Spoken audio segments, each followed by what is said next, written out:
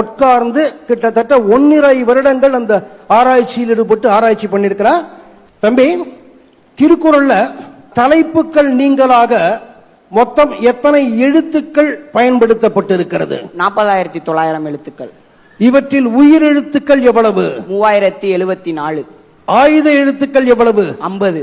மெய் எழுத்துக்கள் எவ்வளவு? 12,729. ஆக மொத்தம் அது எவ்வளவு? 15,728. இவைகள் போக மீதம் உள்ள உயிர்மை எழுத்துக்கள் எவ்வளவு? 25,047. அப்ப மொத்தம் எவ்வளவு வருது? 40,900.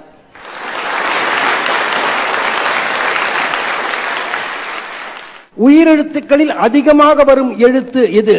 ஆ 802 முறை வந்துள்ளது. 802 முறை, ரைட்.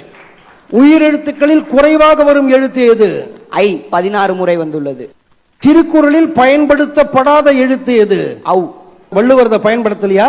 அதுக்கு பதிலாக ஆ யு என்று தான் பயன்படுத்தியுள்ளார். ஔன்னு பயன்படுத்தாம ஆ யுன்னு பயன்படுத்தி இருக்கிறார். மெய் எழுத்துக்களில் அதிகமாக வரும் எழுத்து எது? 2 சுழியின் 2062 முறை வந்துள்ளது. மெய் எழுத்துக்களில் குறைவாக வரும் எழுத்து எது? யு 37 முறை வந்துள்ளது. குறள்களிலேயே மிகவும் பெரிய குறள் எதில் இருக்கிறது? 957வது குறள் 39 எழுத்துக்கள் கொண்டவை.